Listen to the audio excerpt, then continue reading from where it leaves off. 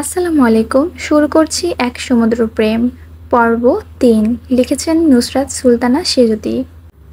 সূর্য উঠে আলো ফোটে, সকাল হয়, শুরু হয় পিওর ব্যস্তময় জীবন। ১০টা থেকে কলেজ আর ৪টা থেকে কোচিং, এরপরে আবার সন্ধ্যা ৬টা থেকে প্রাইভেট টিউটর, একগাদা পড়া। সামনে ধেয়ে আসছে এইচএসসি তাণ্ডব। ভালো রেজাল্ট চেয়ে বসে আছে সবাই, প্রত্যেকের এক কথা, A+ চাই পিউ। কিন্তু এর পেছনে শ্রমটা যে দেয় সেই বোঝে। উচ্চ মাধ্যমিক A+ চারটিখানি কথা না, তাও আবার বিজ্ঞান বিভাগ নিয়ে। পরীক্ষার কথা ভাবলেই পিওর হাত পা ঠান্ডা হয়ে আসে। তাদের শিকদার বাড়িতে জ্ঞাতি গোষ্ঠীর মধ্যে সবথেকে ভালো রেজাল্ট ধূসরের। এমনকি কোনো ক্লাসে সেকেন্ড অবধি হয়নি সে, সবসময় ফার্স্ট। জেলা পর্যায়ে উঠে গেছিল ধূসরের নাম। সেই ধূসরকে জীবনে পাওয়ার স্বপ্ন দেখলে তার মতো হতে হবে না। রেজাল্টটা তো একটু ভালো করা দরকার। গোল্ডেন না হোক, A+টা অন্তত ঝুলিতে আয়ত্ত করতে হবে। বাকি সব গোল্লায় যাক। পরীক্ষার ফল খারাপ হলে কোন মুখে ধূসরের পাশে দাঁড়াবে সে? It's a prestige issue. ধ্যানমগ্ন হয়ে আইসক্রিম খাচ্ছে পিউ। ভাবতে ভাবতে আইসক্রিম গলে কবজি অবধি এলে ঘোর কাটল তার। তাড়াহুড়ো করে মুছতে গিয়ে কিছুটা লেগে গেল ইউনিফর্মের হাতাতে। পিওর মন খারাপ হলো, ঠোঁট উল্টাতেও। চকলেট ফ্লেভার, কালো রং সাদার উপর কি বিশ্রী লাগছে। মা দেখলে রক্ষে থাকবে না। আজ একটু আগে আগে এলো কলেজে, ক্লাস শুরু হয়নি এখনো। এই তো সবে ৯টা ৫০ বাজে। এত সকাল, সাথে শীতের সময়, অথচ পিওর অদ্ভুতের ইচ্ছে জাগলো আইসক্রিম খাওয়াতে। লাগুক তাতে ঠান্ডা, হোক সর্দি, বসে যাক গলা, তবুও পিউ খাবে। ইচ্ছেকে দমিয়ে রাখতে নেই। এই আইসক্রিম খাওয়া যদি ধূসর বা সাদীপ দেখতো, দুঃখ ছিল কপালে।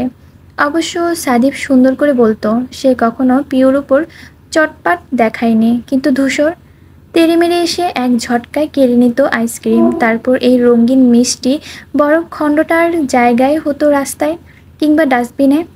সঙ্গে বাসকে ধমক খেয়ে গাল ফোলাতে হতো পিউকে। কি একটা অবস্থা! এরকম ধমক খেয়ে কি করে এই মানুষটাকে ভালোবাসলাম আমি? পিউ নিজেকেই শুধালো। বরাবরের মতো উত্তর এলো, অনুভূতি, অনুভূতি। পিউ লম্বা নিঃশ্বাস ফেলল। গলে গলে পড়া কোনো আইসক্রিমটা প্রতি হঠাৎই কেমন বিতৃষ্ণা এলো। খেতে ইচ্ছে না করায় পাশের ময়লার বিনে ফেলে দিল। ভাল লাগছে না কিছু। কাল ধূসর তার টিচার পাল্টে ফেলার ঘোষণা দিয়েছে। বাবার কানে কথাটা এখনো যায়নি। গেলে কি হবে কে জানে। ছেলেটাকে তিনিই ঠিক করেছিলেন। পরিচিতি তার, আদব কায়দা ভালো। বছরের মাথায় ধূসর বদলে ফেলল যে। এটা শুনলে উনি রাগ করবেন না? এমনিতে পিওর খারাপ লাগছে না। ধূসর তো তার মন্দ চাইবে না কোনোদিনও। এ কথা ধূসর নিজে বললেও সে বিশ্বাস করবে না। ধূসর যদি একটা গণ্ডমূর্খ কে ধরে এনেও বলে, নে আজ থেকে তুই এর কাছে পড়বি, পিউ তাতেও রাজি। শুধু চিন্তা একটাই, বাবার সঙ্গে ধূসর ভাইয়ের ঝামেলা না হোক। এদের ঝামেলার পাল্লা যত ভারী হবে, ধূসরকে পাওয়ার পথ সকর্ণীয় হবে তার। ভাবতে পিওর ছোট্ট হৃদয় কেঁপে ওঠে, কপাল বেয়ে ঘাম ছোটে। পিউ ঢোক গেলে বাম হাত দিয়ে মুছে নেয় সে ঘামের ফোঁটা। ক্লাসের ঘণ্টা পড়েছে। সে হাঁটা ধরে সেদিকে। একই সময়ে পাশ দিয়ে রবিনকে ঢুকতে দেখে কপাল কোঁচকালো পিউ। আজ প্রায় ১ সপ্তাহ পর কলেজে দেখলো ওকে। গর্ত দিয়ে বের হলো কবে? পিউ সঙ্গে সঙ্গে ডেকে উঠল, এই রবিন। রবিন সাইকেল নিয়ে এসেছিল। ডাক শুনে পেছনে ফিরে তাকালো। পিউকে দেখে থামিয়ে দিল গতি। পিউ একটু জলদি হেঁটে এসে দাঁড়ালো ওর সামনে। কিরে, কবে ফিরলি তুই? পরশু এসেছি। কালও তো এসেছিলাম কলেজে, তুই আসিসনি? পিউ মাথা দুলিয়ে বলল, হ্যাঁ, বাবা ফিরেছেন অনেক দিন পর, তাই আর কেউ। কাল ধূসর ভাই এসেছিলেন কলেজে, জানিস? পিউ চকিতে তাকালো, অবাক হয়ে বলল, কি, কেন, তোকে কিছু বলেছে? রবিন দুপাশে মাথা নেড়ে বলল, জানি না, একাই বাইক নিয়ে এলেন, নামলেন। ওনাকে দেখে আমার রক্ত চলাচল বন্ধ হয়ে গিয়েছিল। কোন দিক দিয়ে দৌড়ে কোন দিকে পালাবো বুঝতে পারলাম না। আর ঠিক তখনই উনি আমাকেই ডেকে পাঠালেন। এতটুকু শুনতেই পিওর গলা শুকিয়ে গেল। অধৈর্য হয়ে বলল, তারপর? তারপর? রবিন চোখ বড় করে বলল, তারপর? তারপর আমি গেলাম, সালাম দিলাম, অথচ আমার গলা কাঁপছে। ধরে নিয়েছিলাম আজ নাক ফুল ফাটিয়ে ঘরে যাব। ভয়টা আরও তরতরিয়ে বাড়ল যখন ধূসর ভাই আমার কাঁধে হাত রাখল। আমি পারলে ছেড়ে দে মার দৌড় দিতাম।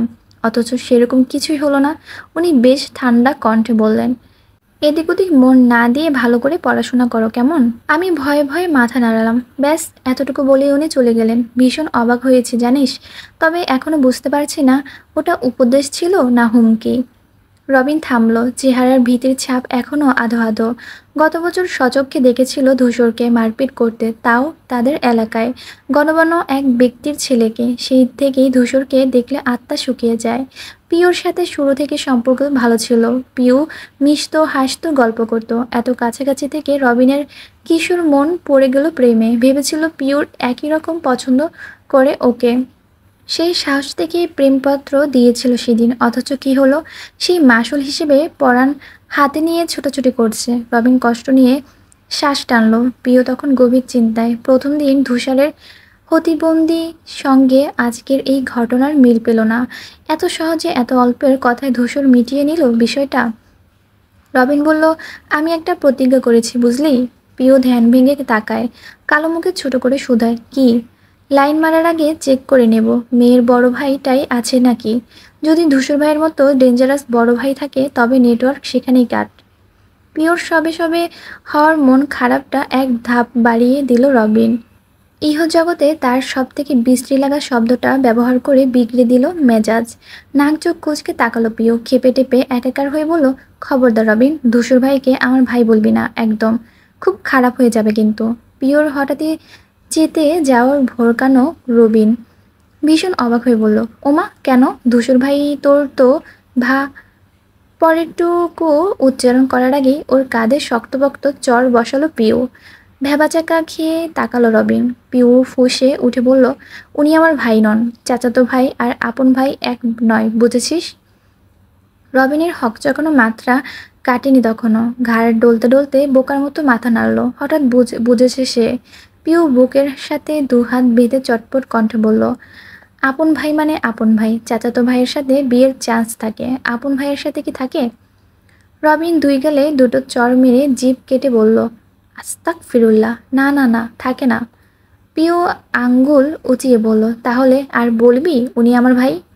রবিন দুপাশে মাথা নাড়তে গিয়েও থমকালো। সতর্ক চোখে চেয়ে বলল, 1 মিনিট, তুই কি ধূসর ভাইকে বিয়ে করবি পিউ?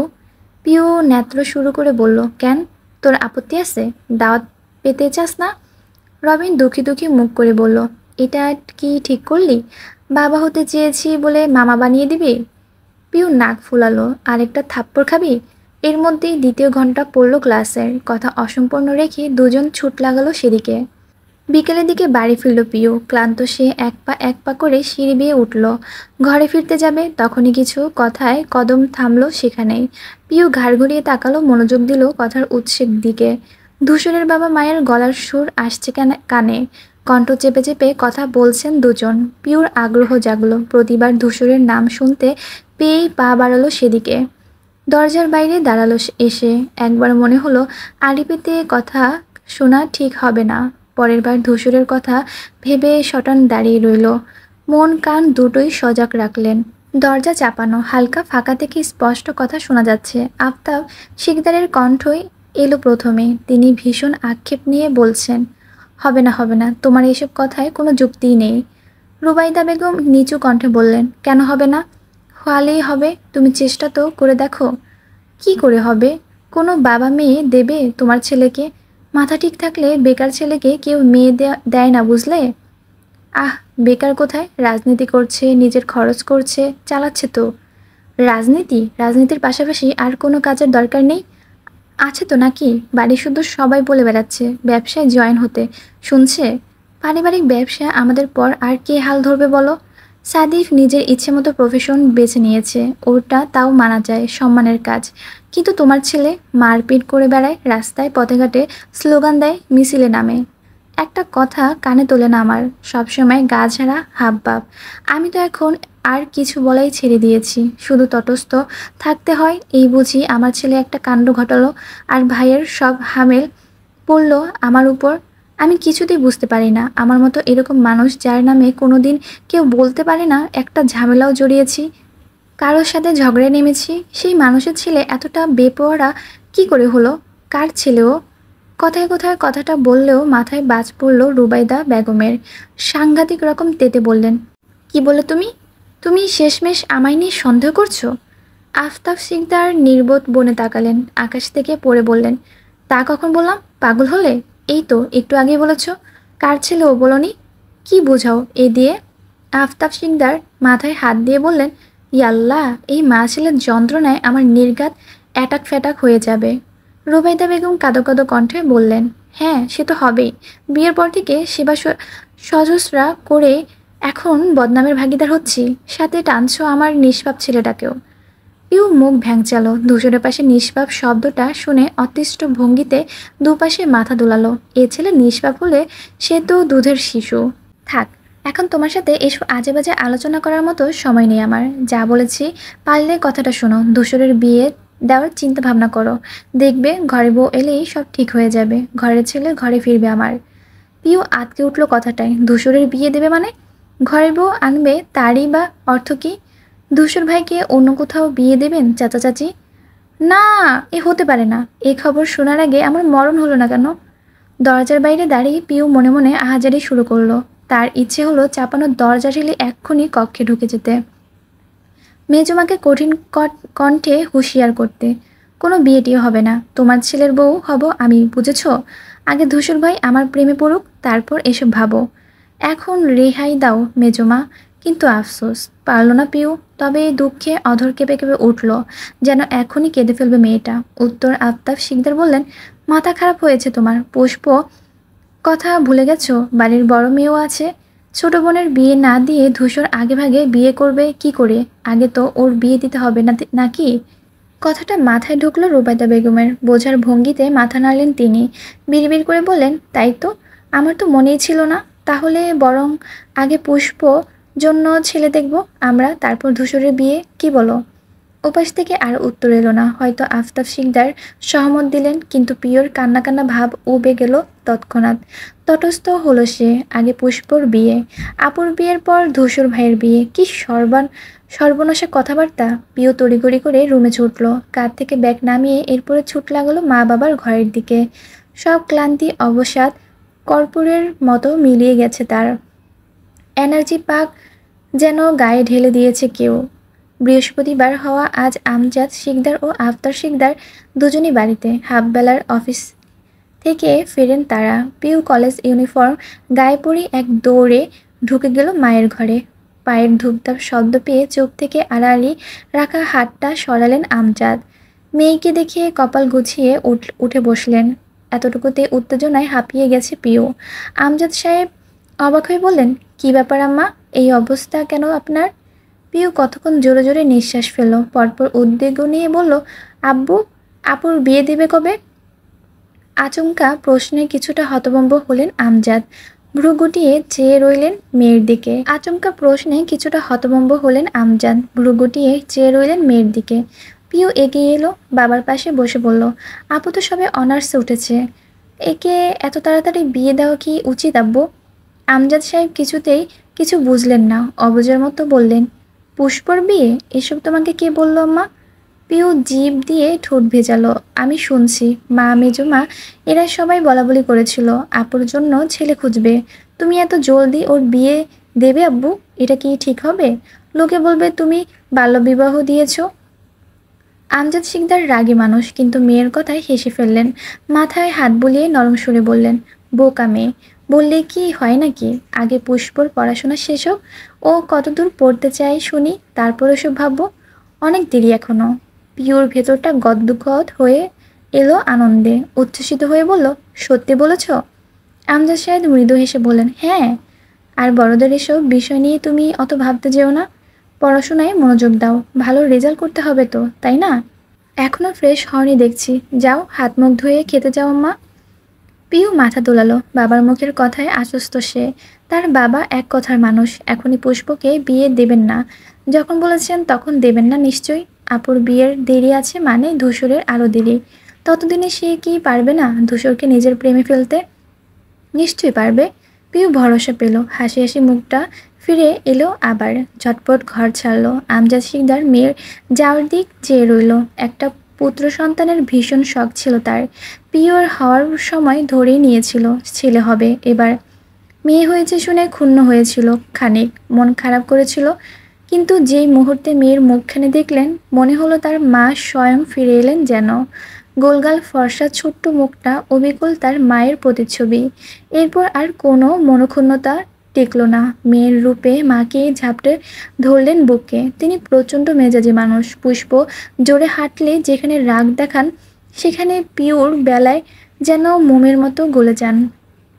মেয়েটাকে দেখলেই মনে পড়ে মায়ের কথা, তাই তো ইচ্ছেই করে না ওকে বকাঝকা করার। পরপর গুটি বসন্ত মায়ের ছট্ট ফটিয়ে মৃত্যুর কথা মনে পড়তেই আমজাদ সাহেবের চোখে জল জমল।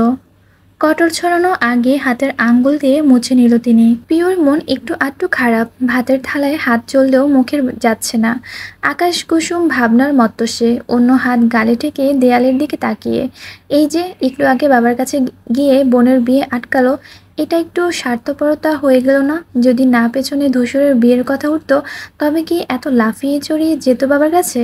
উল্টো বোনের বিয়ের আনন্দে হৈ হৈ করে মেতে উঠত। কসমেটিক্স লেহেঙ্গা ভরে ফেলতো ঘর। পিউ মুখ ফুলিয়ে শ্বাস ফেলল। প্রেমে পড়ে ছ্যাঁচড়া, সাথে সাথে স্বার্থপরও হয়ে যাচ্ছে সে। ঠিক তখনই পিঠের উপর চড় বসালো মিনা বেগম। ব্যথায় সঙ্গে ভয়ে মুচড়ে উঠল পিউ। বিস্মিত হয়ে মায়ের দিক তাকালো। খেতে বসেছিস কখন? তাড়াতাড়ি খা, আজ ধূসরের বন্ধু আসবে না তোকে পড়াতে। আজ কেন মা? একবারে শনিবার থেকে আসতো। মিনা বেগম চোখ পাকালেন। চুপ কর, ধূসর বলে গেছে আজ থেকেই পড়বে। পিউ বৃতৃষ্ণায় খাবার মুখে তুলল। কোনো রকম খেয়ে দিয়ে উঠে দাঁড়াতেই রিক্ত এসে আগলে ধরল হাত। মুখে বেজে পড়া আধবলিতে আবদার করল, পিপু চলো না কেলি। পিউ ক্লান্ত কণ্ঠে বলল, এখন না সোনা, স্যার গেলে তারপর তুমি রাদিফার সাথে এখন খেলো, ওকে? রিক্ত দুদিকে দুবার জোরে জোরে মাথা নেড়ে বলল, ও খেলবে না, মারে আমাকে। আমি বলে দেব যেন না মারে, কেমন? রিক্তর ছোটোখাটো চেহারাটা চকচকে হলো। আনন্দে মস্তক ঝিঁকিয়ে সেভাবেই চলে গেল। পিউ বেসিনে গিয়ে হাত ধুয়ে পা বাড়ালো কামরায়। বিছানায় শুতেও পারল না। এর মধ্যেই মিনা বেগম ডাক ছুড়ল, পিউ তোর টিচার এসেছে। মারাত্মক রকম বিরক্ত হলো মেয়েটা। মুখ থেকে চ বর্গীয় শব্দ করে উঠে দাঁড়ালো। ব্যাগ থেকে বইপত্র বার করলো। এলোমেলো চুল আয়নার সামনে গিয়ে ঠিকঠাক করলো। গতদিন ফয়সাল দারুণ লজ্জা দিয়েছে এ নিয়ে। গায়ে ওড়না পেঁচিয়ে পিউ আস্তে ধীরে হাঁটা ধরল স্টাডি রুমের দিকে। ভেতর থেকে আসছে মাত আর মেজ মায়ের কণ্ঠস্বর। ভীষণ তোষামোদ করে কথা বলছেন তারা, যেন টিচার নয় পাত্রপক্ষ এসেছে। পিউ দরজায় দাঁড়ালো। ভদ্রতার খাতিরে ভেতরে ঢোকার জন্য শিক্ষকের অনুমতি চাইতে হবে তো। কথা বলতে গিয়ে সামনে তাকে মূর্তির ন্যায় জমে গেল। সম্মুখে এক সুন্দরী কম বয়সী মেয়ে দেখে পিউর মাথা ঘুরে উঠল। গোল্লায় গেল ভদ্রতা, অনুমতি। এস্তোপায়ে কক্ষে ঢুকল সে। সরাসরি কোমরে হাত দিয়ে প্রশ্ন ছুড়ল, আপনি কে? মেয়েটি রুবাইদা বেগমের সঙ্গে কথা বলার ব্যস্ত ছিল। পিওর কথায় তাকালো ওর দিকে, মিষ্টি হেসে বলল, আমি মারিয়া। তুমি পিউ? হ্যাঁ, কিন্তু আপনি কেন এসেছেন? মিনা বেগম বললেন, ও কি কথা, কেন এসেছে মানে কি? উনি তো তোমাকে পড়াবেন। পিউ অবিশ্বাস্য চোখে চেয়ে বলল, আপনি কি ধূসর ভাইয়ের বন্ধু? উনিই আপনাকে পাঠিয়েছেন? পিউয়ের সিরিয়াস হাবভাব মেয়েটি অপ্রস্তুত করল খানিক। বিভ্রান্ত হয়ে আশেপাশে সবাইকে দেখে মাথা নেড়ে বলল, হ্যাঁ। ধূসরের পাঠানো মানুষটা যে মেয়ে, এটা ভাবতেই পিউর মাথায় আকাশ ভেঙে পড়ল। বক্ষতালু অবধি দাউ দাউ করে জ্বলে উঠল। সে দিন দুনিয়া ভুলে বসল। ধপ করে বসে পড়ল ফ্লোরে। ভ্যা ভ্যা করে কেঁদে ফেলল। হাত পা ছড়িয়ে কাঁদতে কাঁদতে বলল, আমি ওনার কাছে পড়বো না। না না, আমি অন্যের কাছে পড়বো না। পিওর বাচ্চা মতো উপস্থিত সবাই হতভম্ব, হতচেতন। বলার জন্য মুখের কাছে কোনো ভাষাই পেল না। 17 শেষ করে দুদিন বাদে 18তে যে মেয়ে পা দেবে, তার এমন ছেলে মানুষই দেখে মিনা বেগম লজ্জায় মুখ লুকানোর জন্য জায়গায় পেল না। পড়াতে আসা মেয়েটির সামনে মাথা হেড করে দিল। নিজেরই পেটের মেয়ে। মারিয়া নিজেও ভিমড়ি খেয়েছে। সে বিভ্রর নিয়ে কয়েকবার নিজের চেহারায় হাত বোলালো। মেয়েটা তাকে দেখতেই কেমন করলো। গোবর লেপটানো থাকলো এরকম করে কেউ? সে কি দেখতে এতটাই বাজে? এদিকে পিউ তখনও মেঝেতে বসে কাঁদছে। কান্নার শব্দ পৌঁছে গেল বাড়ির কানায় কানায়। এমন আর্তনাদ করে কান্নায় যেন কি যে ঘটে গেছে। আমজাদ সাহেব ঘুমিয়েছিল একটু। ঘুমের মধ্যে মেয়ের কান্নার শব্দ পেতে লাফিয়ে উঠলেন। উৎসুক ধরে ছুটে এলেন ব্যস্ত করে। পড়ার ঘরটা নিমেষে ভরে গেল মানুষে। আফতাব শিকদার বই পড়ছিলেন বারান্দায়। সেও হন্তদন্ত হয়ে ছুটে এসেছেন। পিউয়ের কান্না থামার নাম নেই। রুবাইদা বেগম গায়ে মাথায় হাত বোলাচ্ছেন। জবা বেগম বিভিন্ন খাবারের প্রস্তাব দিচ্ছেন। এটা রান্না করে খাওয়াবো, ওটা রান্না করে খাওয়াবো। তাও মেয়েটা থামলো না। তার হেঁচকি উঠল এবার। ধূসরের এত সুন্দর মেয়ে বন্ধু আছে, কিছুতেই মানতে পারছে না পিউ। এই জন্যই ধূসর তার দিকে ফিরেও তাকায় না। এবার বুঝল সে। এই দুঃখে কেঁদে বুক ভাসালো কম হবে। এদিকে কেউই বুঝতে পারছে না হঠাৎ মেয়েটা হলো কি। আমজাদ সাহেব এসেই উদ্বিগ্ন গলায় শুধালো, কি হয়েছে, ও কাঁদছে কেন? পার্লামেন্টে মিটিং বসেছে, খুব জরুরি আলোচনা হবে সেখানে। অথচ ফোন পেয়েই বাড়ির পথে রওনা হলো ধূসর। পিউয়ের প্রতি রাগে শরীরে রক্ত ফুটছে তার। একটা হেস্ততে নেস্ত করেই ছাড়বে পুচকিটার। বোঝে কম, চিল্লায় বেশি। রাগের সাথে তাল মিলে বাইকের স্পিড বাড়ালো ধূসর। 20 মিনিটের মাথায় বাড়ি পৌঁছালো। বাসার ঘরে বসেছিল মারিয়া। মেয়েটা যে কি পরিমাণ অস্বস্তিতে পড়েছে মিনা বেগম ঢের বুঝলেন। তাই তো ও ঘর থেকে সুমনা বেগমের সাথে পাঠিয়ে দিলেন এখানে। বাটি ভরে খেতে দিলেন দুধে ভেজানো পিঠা। ধূসর লম্বা কদমে বাড়িতে ঢুকলো। সুমনা বেগম শুধালো, পিউ কোথায় ছোটো মা? উপর থেকে ধূসরকে দেখে দৌড়ে পিউর কাছে চলে গেল পুষ্প। তাকে বুঝিয়ে সুঝিয়ে চেয়ারে টেবিলে বসাতে পেরেছেন রুবাইদা বেগম, কিন্তু নাকে কান্না কমেনি। পুষ্প বাইরে দাঁড়িয়ে ঘোষণা দিল, ধূসর ভাই এসেছেন, এবার মজা বোঝাবে তোমাকে। ব্যাস, পিওর হেঁচকি বন্ধ, কান্নাকাটি শেষ। চোখ দুটো মার্বেলের মতন করে তাকালো বোনের দিকে। পরপর রুবাইদা বেগমের পানে। রুবাইদা বেগম বলতে নিলেন, কিছু হবে না, আমি কে শোনে পুরো কথা। পিউ তড়াক করে উঠে দাঁড়ালো। এক ছুটে গিয়ে পুষ্পের মুখের উপর দরজাটা ধরাম করে লাগিয়ে দিল। এই মুহূর্তে দরজা আটকানো মানে জীবন বাঁচানো।